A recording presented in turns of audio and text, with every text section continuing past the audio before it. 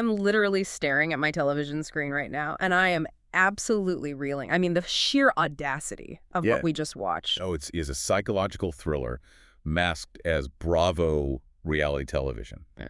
I mean, we have Amanda sitting there bathed in this artificial glow of a hastily edited green screen confessional. Yes, looking dead into the camera lens, just straight up pretending she didn't have a single romantic flutter for West Wilson. Well, the footage is actively showing her grabbing his hand across a lunch table. I mean, it is unhinged. And then, if that wasn't enough to just send the entire internet into a tailspin, on the exact other side of town, we have Kenny. Oh my God, don't even get me started on Kenny. Yeah. Sweet, sensitive. I grew up in a one-room shack, Kenny. Who is currently aggressively swirling his Nebbiolo, snapping at a waiter, and asking a grown woman if she's actively sniffing glue. Like, are you on glue? Who says that?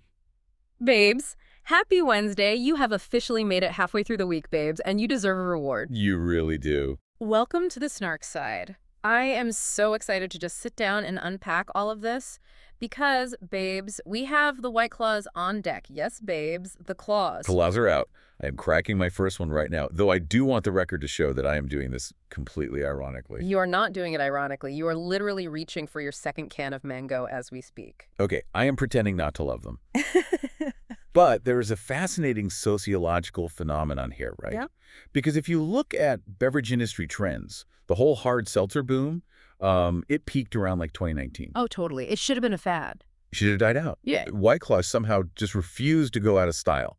They survived the pandemic, they survived the craft cocktail renaissance, and here we are in 2026, and they are thriving. They are immortal. But, like, why? Are they classy? Are they trashy? Or have they transcended the binary to become this iconic lifestyle choice? I think they transcend it. I am treating my Black Sherry White Claw right now like it is a top-tier luxury cocktail in a Michelin star restaurant. I am sipping it with absolute reverence.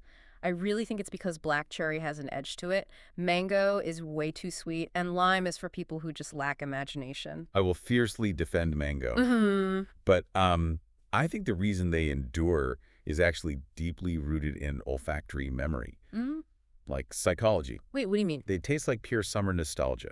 When you crack a White Claw, that specific artificial fruit ester hits your olfactory receptors, and it triggers an episodic memory. Oh, wow. Yeah, suddenly your brain transports you back to, like, a pontoon boat in 2021 when you had zero responsibilities.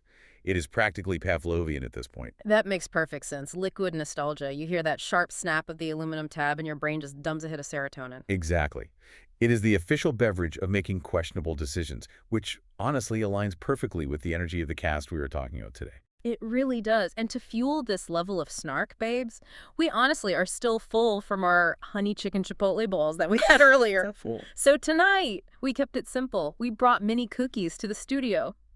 And babes, these things are amazing. I can't stop eating them. I don't know what it is, but there is a distinct psychological phenomenon where mini desserts just taste infinitely better than regular-sized ones. It defies logic. It doesn't defy logic, though. It actually perfectly adheres to the laws of physics. Oh, here we go with the science. Now, listen.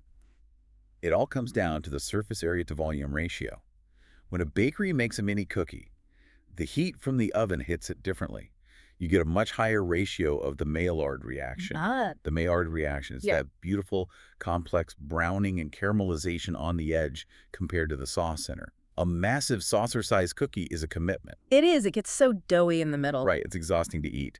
A mini cookie provides the perfect textural contrast in a single bite. Plus, it completely bypasses the logical center of your brain. It's a highly deceptive snack. No, absolutely. You tell yourself, oh, it's just a tiny cookie. It's basically the caloric equivalent of a breath mint. A breath mint. And then cut to 20 minutes later, and the entire plastic tub is just completely empty. You simply cannot stop eating them. Are cookies the ultimate elite snack? I mean, bypassing portion control through miniaturization is a classic food industry tactic, but yes, they are elite. Yeah. Especially after the work days we just had. Yes, which brings us to our roses and thorns of the day. Because we always ground our midweek chats in a little reality first. We have to. And since we both work as dentists at different practices, we just have to share the highs and lows of our week with the Snark Squad. I'll kick us off with my rose. Please do. I need some positivity. Okay, so a patient came in today for a routine cleaning, right? And they brought me a baked good as a thank you. Oh, that's sweet. But not just any baked good. It was a completely avant-garde, vegan, gluten-free, sugar-free zucchini carrot muffin situation. And when I tell you it weighed about 4 pounds, it felt like a masonry brick in my hand. The density of gluten-free, vegan baking, it's lethal. It's so heavy. Because without the protein network of gluten to trap the air bubbles, and without traditional sugar to provide moisture, you're essentially baking a very healthy rock. Did you actually eat it? I took one bite out of absolute politeness when she handed it to me, and it tasted exactly like a scented pine cone. A pine cone. I'm screaming. But the thought behind it is my rose. The fact that this lovely older woman took the time to bake me a heavy, fibrous brick just because she remembered I mentioned I liked baking 6 months ago. That is genuinely adorable. It warmed my cold heart. It is the purest form of human connection, even if it was a direct threat to my enamel. Right, job security for you. Exactly. Okay, but my thorn is purely chaotic. It involves the hygienist group chat. Oh, God. Every dental practice has one, and they're always a mess. Always. We have 6 hygienists at my office, and they have a separate group chat that I am technically in for administrative purposes, but I keep it on mute. Smart move. Well, yesterday, someone asked if anyone could cover their Tuesday afternoon shift. Another hygienist replied with the standard Apple thumbs up emoji. Oh, no.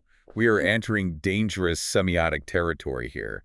The passive-aggressive thumbs up. Exactly. The original sender interpreted the thumbs up as, thumbs up, sure, I will cover your shift. Right, in affirmative. But the person who replied meant it as, thumbs up, good luck finding someone. I am simply acknowledging receipt of your message. That is a critical failure in digital communication. The pragmatics of the thumbs up emoji vary wildly depending on generational divides. It led to a total meltdown. Tuesday arrives and nobody's there for the 2 p.m. scaling and route planing. Oh, a scaling and route planing? That's not a quick polish. No. For the listener, that is not a quick procedure. It is a deep, meticulous cleaning below the gum line to remove hardened calculus and bacteria. You need a dedicated hygienist for it. You can't just wing that. The patient is sitting in the chair. I'm standing there holding a dental mirror, looking like an idiot, and the group chat is actively turning into World War III over the interpretation of a digital yellow thumb. Honestly, that validates my entire worldview about the dangers of casual workplace texting. It is an administrative disaster waiting to happen. It was so bad. What is your rose for the day? My rose was pure, unadulterated clinical satisfaction. I had a difficult extraction on my schedule. Number 17, which is a lower left third molar, a wisdom tooth. Ooh, those can be nasty. And it was impacted, meaning it hadn't fully erupted through the gum. These are the kinds of extractions that usually require sectioning the tooth, taking bone away, and basically just ruining your entire afternoon schedule. Oh, I hate those. You get so sweaty. Exactly. But I go in, and it just popped out. Shut up. One smooth motion with the elevator was like poetry. The angels sang. I almost cried behind my magnification loops. Oh, I know exactly what you mean. There's no better feeling in our profession. That is the peak dentistry high. You feel like a superhero. You really do. What is your thorn to balance out that high? My thorn is that immediately after that triumph, I was violently humbled. I accidentally became the office IT department. What happened? Our digital Panorex machine, which is the massive x-ray machine that orbits around the patient's head to take a panoramic image, completely froze. It threw a giant error 404 code on the screen. While the patient was in it? Yes. The patient is standing there in the heavy lead apron looking like they are about to be launched into orbit, and I am on my hands and knees in my scrubs trying to reboot a server tower from 2014. Oh my God. I am literally blowing dust out of a USB port.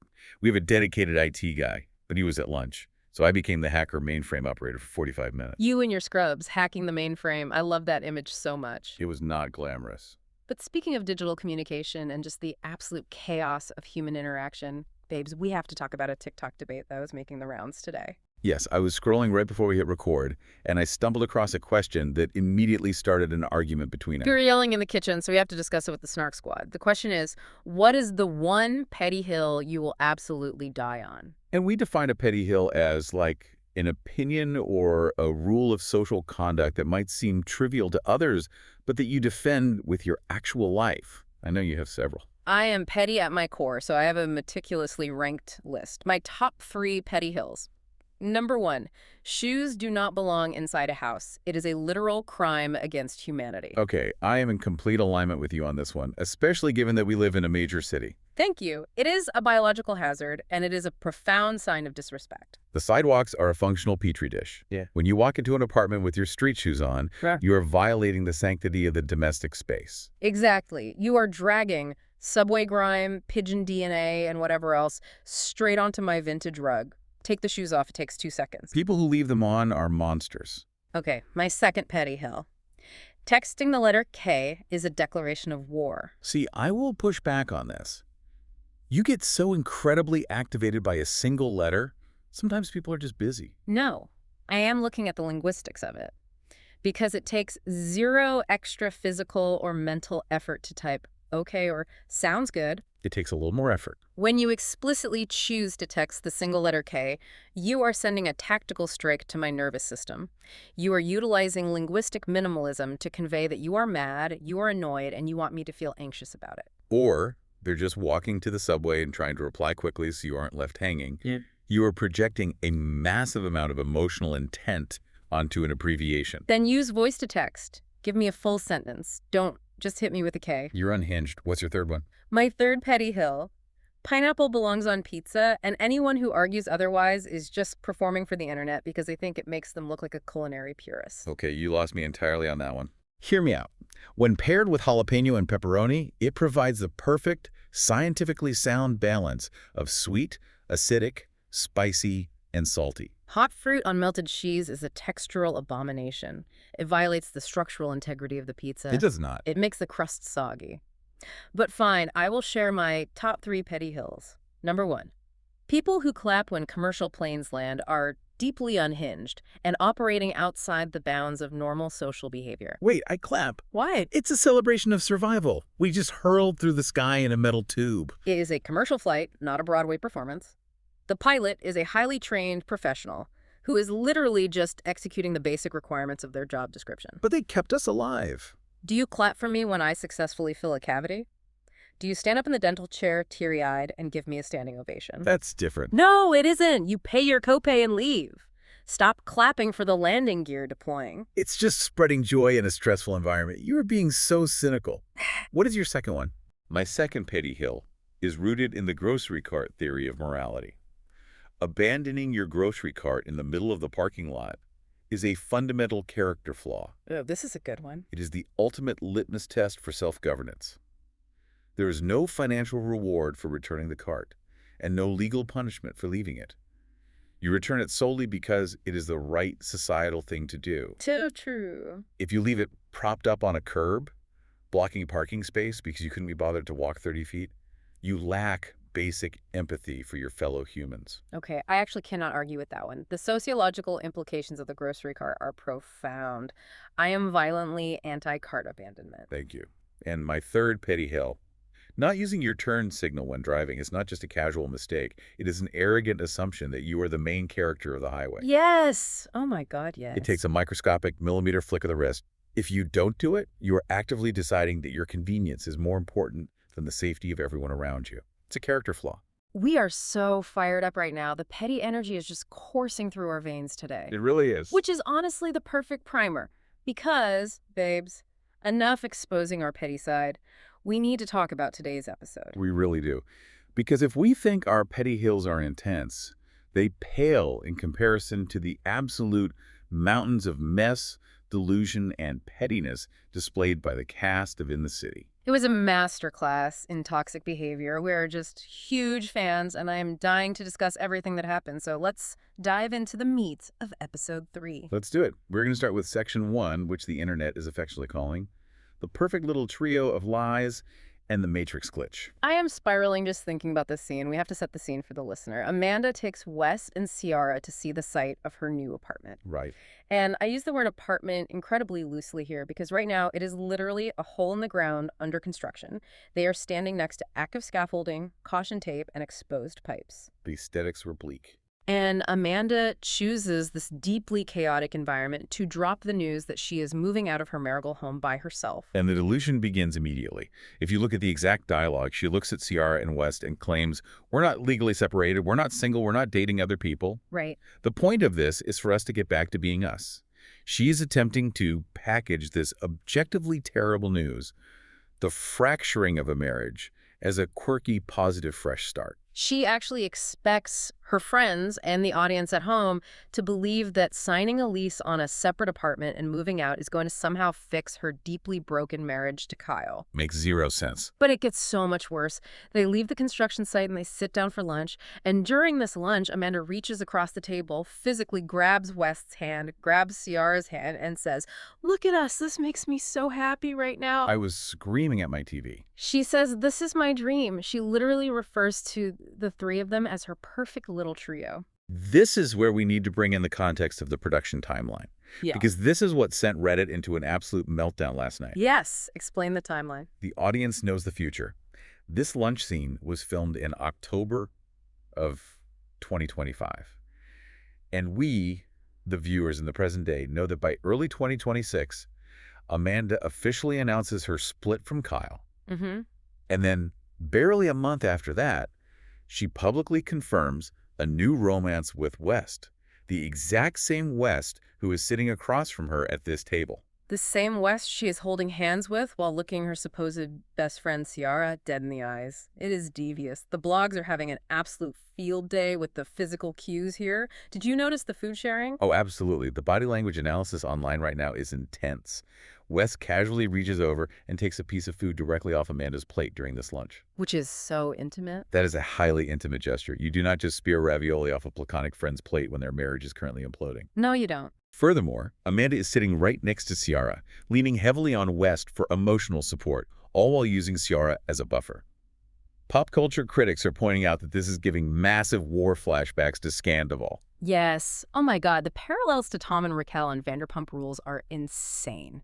For any listener who isn't completely fluent in Bravo lore, that dynamic involved hiding a massive, show-destroying affair in plain sight. Right.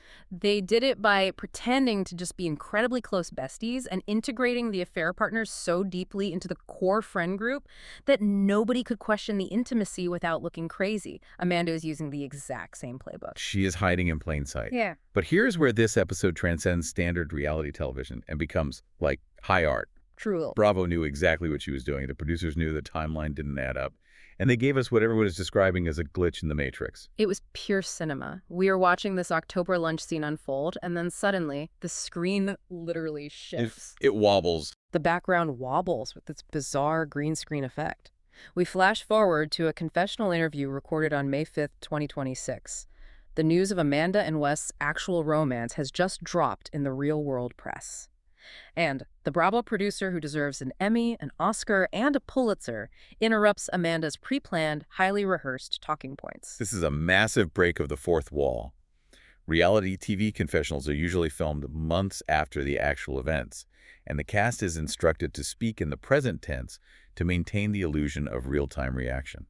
Right, they have to pretend it's happening right then. But the producer stops her and says, "I think we need to talk about this from now." It sent chills down my spine. The producer forces Amanda to drop the present tense facade and address the October scene from her current May 2026 perspective. The producer asks her point blank, "How did you feel about him when you filmed this scene? Was there any inkling of a crush there?" And if you watch Amanda's face, you see her entire curated reality collapse for a millisecond. She gets this absolute deer-in-the-headlights look. But instead of cracking, she doubles down. She frantically defends the narrative. She stammers out, "No, this was my friend. I know exactly what people are going to think when they watch this scene. It's bizarre, but in this moment, these are my friends. I'm so happy right now." Why do you think Bravo chose to leave the producer's voice in the final edit? They usually edit themselves out completely to maintain the illusion. Because Bravo is punishing her. The producers hate it when cast members try to self-produce and hide their real lives. By breaking the fourth wall, Bravo is basically telling the audience, "We know she is lying, and we want you to know that we know." That makes total sense. I have to push back on Amanda's defense here, though. How can she sit in that chair with a straight face and pretend there were no flutters? You are moving out of your marital home, your husband's friend is telling you your husband acts like a frat boy, and you're holding hands with that friend while your marriage burns to the ground. The psychological analysis here is that Amanda is a master of spinning narratives. She desires to control the story so completely that she actually begins to believe her own lies. She really does. She relies on the fact that her audience and her friends fundamentally want to believe she is the victim of a bad marriage. But she overplayed her hand here. Her obsession with controlling the narrative perfectly segues into our next topic. Section 2. The one-year lease and the boy who won't grow up. Oh, the apartment hunt delusion. Let's look at the grievances that led to this, because Amanda is complaining to West and Ciara about Kyle's behavior. She claims Kyle came home at 8 a.m. from a Saturday Night Live after party, and he was so inebriated he had to be physically held up by a friend. And West remarkably validates her. Let's remember, West is the guy who was literally out drinking with Kyle earlier that exact same weekend. Exactly. Yet West sits there and says Kyle is 43 years old, gives off college energy, and will never fundamentally change without a severe threat or an ultimatum. Which, from an objective standpoint, West isn't wrong. No, he's not. A 43-year-old man routinely falling asleep in the kitchen after a bender is objectively problematic. Amanda explicitly calls Kyle a boy, not a man. And honestly, I think the audience mostly agrees with that assessment. But where Amanda loses the audience is her completely unhinged expectations for moving out. The real estate segment of this episode had native New Yorkers screaming at their televisions. Screaming. Amanda sits down with Kyle and complains that finding a temporary apartment to facilitate their trial separation is just so incredibly hard. And she lists her parameters. Oh God, read the list. She wants a fully furnished, month-to-month, pet-friendly, one-bedroom apartment with a 24-hour doorman, located in a highly desirable neighborhood in Manhattan. If you have ever even briefly looked at the New York City rental market, you know she is describing a unicorn. That apartment does not exist, and if it does, it costs like $15,000 a month. It is the limit in Mean Girls. The limit does not exist. She is acting like a grown woman who fundamentally does not understand how adult logistics operate. Yeah. And people online are pointing out that if you genuinely want a temporary furnished month-to-month place, you rent an Airbnb, you look into corporate housing, you go on a sublet network. Exactly. But no, she admits she hoarded her income from their shared beverage company to avoid buying her own furniture, and she acts like the real estate market is personally victimizing her. But this is where the manipulation becomes apparent, because people are arguing that she purposely sets these mathematically impossible parameters for a temporary place. Why? So that when she inevitably fails to find one, she has a built-in excuse for what she actually ends up doing. Which leads us to the podcast bombshell. Set the scene for how she drops this news on Kyle. It is so calculated. Right before they're about to sit down and record a podcast episode for a brand called Boys Lie about relationship sparks. The irony is thicker than a concrete wall. I know. She casually turns to him and says, "Oh, by the way, I couldn't find a month-to-month, so I signed a one-year lease." You have to analyze Kyle's reaction here, because for once in this franchise's history, Kyle is the smartest person in the room. Literally. His face falls, and he articulates it perfectly. He says, "I'm trying to keep an open mind, but this to me feels much more definitive. It no longer feels temporary. It feels permanent." And he is entirely correct. The legal and financial implications of a one-year lease are massive. A lease is a binding legal document. It is not a casual trial separation. You do not sign a 12-month contract with a Manhattan landlord to fix your marriage. No, you don't. I'm looking at the commentary from people who follow the show, and they are arguing that Amanda is actively breadcrumbing her divorce. Breadcrumbing the divorce. Explain that for the listener. It means she knows the marriage is completely over in her mind, but she doesn't want to rip the Band-Aid off all at once. We know from previous seasons that she did not sign a prenuptial agreement when they got married. Right. Therefore, she is strategically securing a year-long exit strategy. She wants Kyle to respect the emotional rules of the marriage, meaning he shouldn't date anyone else, and he should keep funding their lifestyle, while she completely alters the practical structure of their relationship and lines up West in the wings. Kyle is totally oblivious to the high-level chess game being played right in front of him. It is a fascinating psychological defense mechanism. She is creating physical, legally binding distance to justify the emotional distance she has already crossed, all while maintaining the veneer of trying to save the relationship. It's dark. But this obsession with controlling one's environment and narrative isn't just an Amanda problem.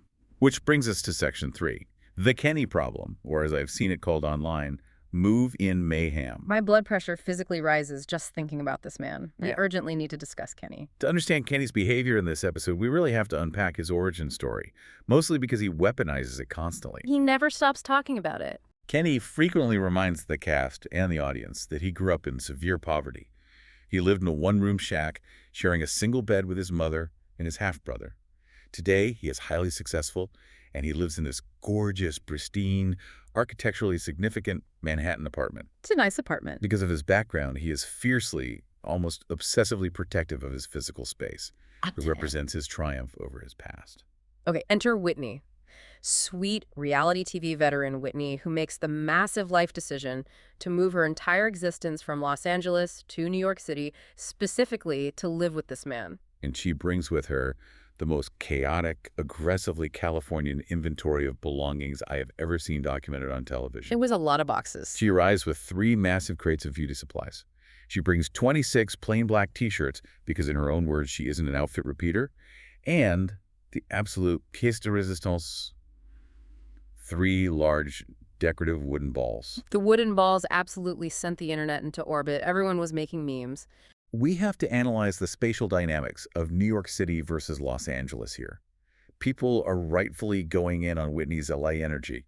In New York, closet space is a myth. It doesn't exist. It's a fairy tale we tell ourselves to feel better about paying exorbitant rent. Who legitimately needs 26 black T-shirts? There are not 26 distinct variations of a plain black tee that justify monopolizing an entire dresser drawer in a shared Manhattan apartment. I mean, maybe a V-neck? A crew neck? No. And the wooden balls. What is the functional purpose of a decorative wooden ball? It doesn't hang on a wall. It doesn't hold anything. It just sits on the floor occupying premium square footage.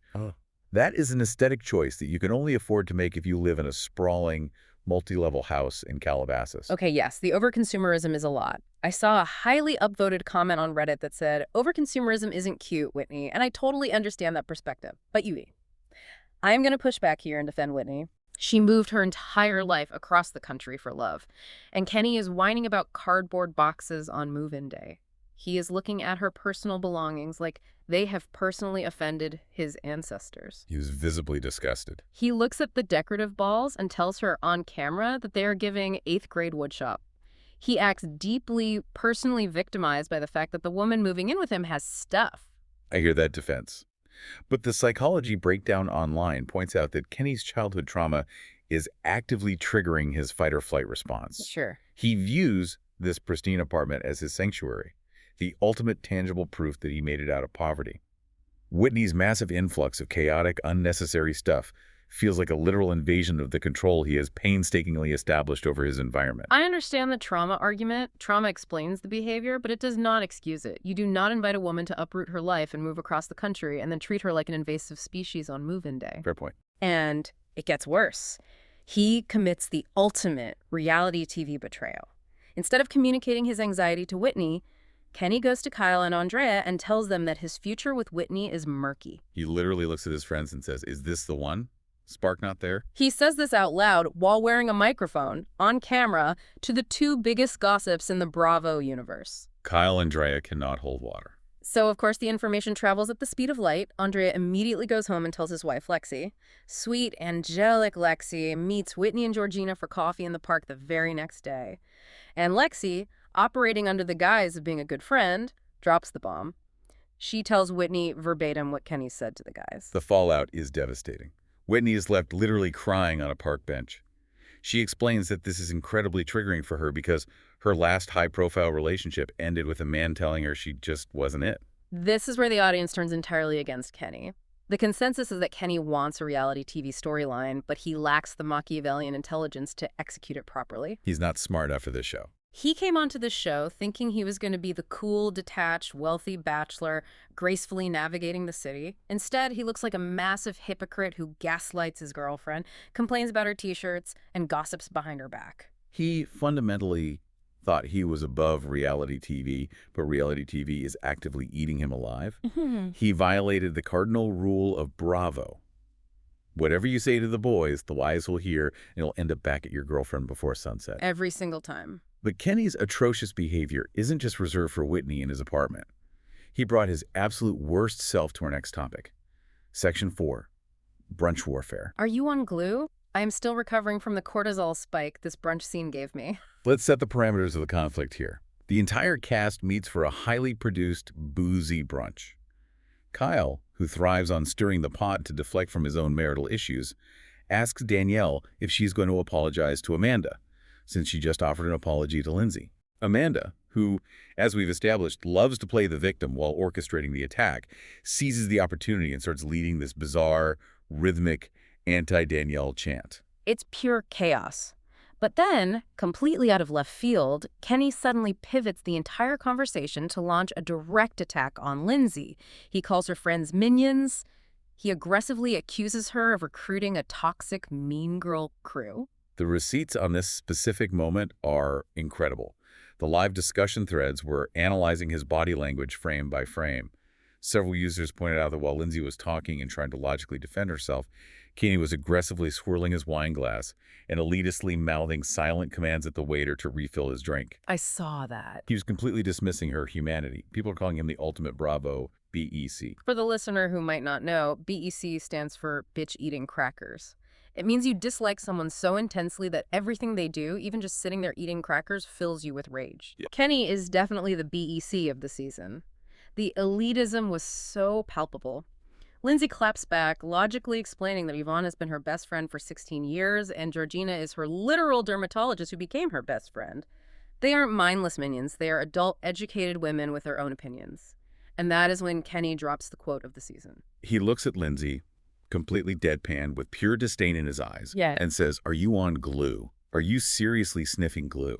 I physically gasped. Lindsay obviously gets activated because what human being wouldn't react to that? She calls him dumb. And then Amanda, effortlessly riding the wave of Kenny's aggression, leads a brand new chant. Opinions, not minions. Opinions, not minions. We have to ask the critical question, though. Why is Kenny picking this specific fight with Lindsay at this specific moment?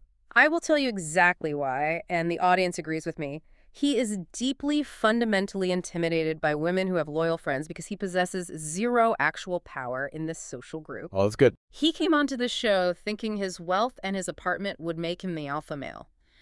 But Lindsay commands the room. She has an army of women who support her unconditionally.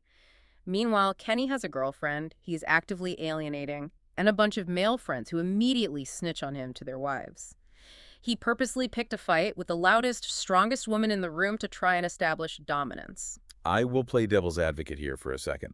Does Lindsay bear any responsibility?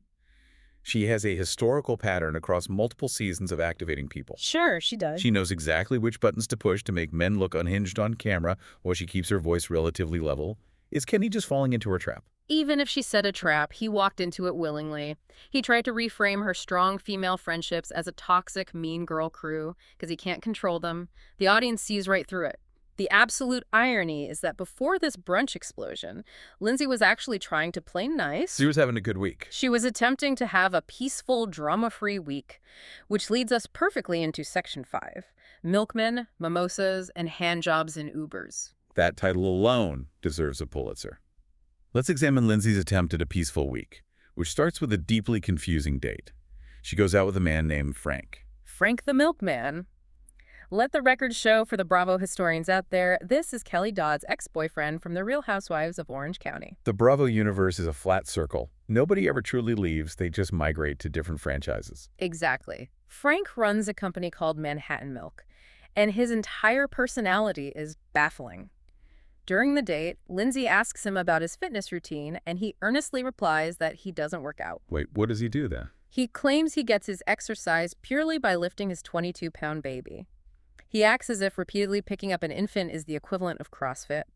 He also casually mentions that he got his master's degree on the streets. I know. Someone online said, "Frank gives me Hulu true crime doc vibes." And I have never agreed with this statement more. The man is a walking red flag, waving in a dairy-scented breeze. But we have to respect Lindsay's transparent approach to this date. In her confessional, she openly admits that there is zero intellectual banter. The conversation is clinically dead. It was painful to watch. But she thinks he is physically attractive, he has a masculine energy, and she just wants, and I quote her, directly fanny flutters and tingles downstairs. She is fully leaning into her Samantha Jones era.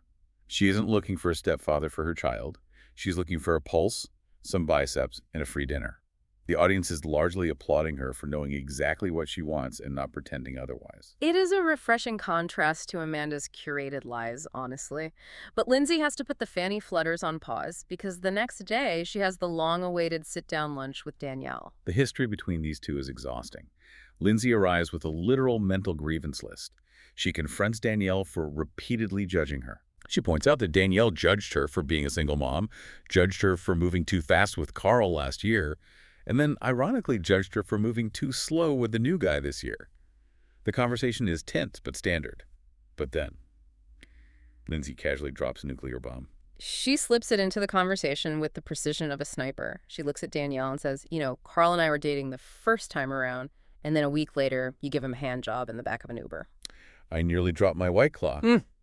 And what is fascinating from a PR perspective is Danielle's response. She doesn't vehemently deny it. She doesn't scream or walk out. She just kind of blinks, looks at her mimosa, and says, I don't think I did that, though. I don't think I did that. That is not a denial. That is the legal phrasing of a woman who has definitely engaged in a lot of questionable activities in the back of rideshares and cannot definitively rule this specific incident out of her timeline. It really is. Yeah. But the truly wild part of this scene is that they actually reach a resolution. Despite the Uber accusation, Danielle apologizes. She admits her delivery is often terrible and that she projects her own insecurities onto Lindsay. Which is huge for Danielle. They clink glasses and agree to take baby steps in rebuilding the friendship. So, as we watch this, we have to ask, do we think this truce will actually last? Not a chance in hell. The fans are already placing bets on which episode it will fall apart. Yeah, someone wrote that Danielle has 9 lives when it comes to Lindsay's forgiveness, but they're currently on life number 8. The foundation of the friendship is fundamentally cracked, and no amount of apologies over mimosas can repair the structural damage. It is doomed. Okay, we have thoroughly unpacked the episode, but now we need to transition to our favorite part of the pod. It is time for our segments. We're going to hand out our official Smart Side Awards based on everything we just analyzed. Let's kick it off with segment 1, Main Character Energy. Which cast member completely stole the spotlight this episode? And the critical distinction here, did they earn it by driving the narrative, or did they simply demand attention through sheer volume? Oh, this is a highly contested debate, but for me, the internet is right. Amanda orchestrated an absolute masterclass in off-screen manipulation. She secured a secret 1-year lease to legally exit her marriage. She manipulated the timeline with West, and she smiled through her teeth while calling Ciara her bestie. She was busy. She was the puppet master of the entire episode. She didn't just participate in the plot, she authored it. I will present the counter-argument for Kenny. Amanda operated in the shadows, but Kenny demanded the spotlight by engaging in conflict with almost every woman on the cast. He made his girlfriend cry on a park bench over decorative wooden balls. He alienated the men by dragging them into his murky spark comments. And he committed verbal warfare against Lindsay at brunch. He was the chaotic center of gravity for the entire hour. But did he earn it? I say no. He demanded attention like a toddler throwing a tantrum in the cereal aisle of a grocery store. Amanda earned main character energy because her actions actually forced Bravo to change how they produced the show. That's true. Her green screen confessional literally broke the fourth wall and altered the space-time continuum of the Bravo universe. That is undeniable main character behavior. That is a fair assessment. Forcing the producers to expose your lies secures Amanda the crown. Let's move to segment 2, most chronically online. Who feels like they spend way too much time scrolling social media and curating their aesthetic instead of living in reality? It has to be Whitney. Bringing 3 decorative wooden balls to a tiny New York apartment purely because they fit your vibe, refusing to be an outfit repeater so you hoard 26 identical black t-shirts. It's an aesthetic illness. The audience is pointing out that this is someone whose entire existence is dictated by Instagram grids and Pinterest mood boards. She is living for the aesthetic, not the practical reality of cohabitation. I'm going to argue for Amanda again here. Amanda curating this perfect little trio image with West and Ciara. That is the exact behavior of someone who is desperately trying to produce her own storyline for the fans on Twitter. No, I see where you're going. She wanted to present this quirky, supportive, modern friend group to the viewers because she knew it would play well online. She was overly curating her reality, and it backfired spectacularly when the producers pulled the green screen on her. She is chronically obsessed with audience perception. That is a brilliant psychological read. The producers literally had to step in because her curated online narrative was entirely clashing with the factual reality. Okay, segment 3. Petty Hill Hall of Fame. Inspired by our opening debate about grocery carts and texting, we have to choose one cast member and assign them a petty hill they would absolutely die on. This segment was entirely tailored for Kenny. Based on his behavior at brunch, Kenny's petty hill is absolutely defending his God-given right to swirl wine and snap at waiters mid-conversation. Let's roleplay this. I want you to embody Kenny defending this hill to the internet. Okay, here we go. Listen, you simply do not understand the complexities of a vintage Nebbiolo. It requires aggressive oxygenation to open up the tannins. If I am swirling my glass while you are bearing your soul to me about your childhood trauma, it does not mean I am ignoring you. It means I am multitasking at an elite level. Oh my God. And snapping at the waiter. That is simply efficient nonverbal communication in a loud restaurant. I am a master of the universe. I grew up in a shack. I earned the capitalistic right to snap at a sommelier. If you cannot handle my aura, you are clearly on glue. That is verbatim what he would say. He would put efficient nonverbal communication on a piece of merchandise. He is a menace to society. And finally, segment 4, the In the City Survival Guide. We're going to debate which cast members would survive various high-stakes social scenarios based on their psychology. First scenario, a chaotic brunch. Can anyone actually survive a brunch with Kenny calling people minions? Lindsay survives. She not only survives, she thrives in the chaos. People online note that she feeds on negative energy and uses it to fuel her clapbacks. She loves it. She got called a minion leader, didn't shed a single tear, and immediately flipped the script to make Kenny look incredibly dumb. Lindsay survives the brunch and then confidently asks for the check to be split evenly. Second scenario, a corporate networking event. Does Frank the Milkman thrive here? Absolutely not. Frank the Milkman brings his 22-pound baby to the networking event as a prop to show how strong he is. He corners a venture capitalist by the shrimp cocktail tower and earnestly tells them, "I got my master's degree on the streets." It would be so awkward. He does not survive. Security escorts him out within 15 minutes. Agreed. Third scenario, a girls' trip. How quickly does the Amanda, Ciara, Danielle, and Lindsay dynamic explode if they are locked in a luxury villa in Cabo? 12 minutes, maximum. Amanda tries to assert control by assigning the bedrooms based on an unspoken social hierarchy. Danielle immediately takes offense and brings up a minor slight from 2021. Obvious. Lindsay screams that she just wants to find a bartender to give her fanny flutters. And Ciara checks Amanda's location on her phone and realizes Amanda is actually at a different resort hanging out with West. Total nuclear fallout. Location sharing is truly the modern tracking device of toxic friendships. Yeah. And our final scenario, a group chat meltdown. Who is the person taking screenshots and anonymously sending them to the gossip site Du Moi? Oh, it's Yvonne.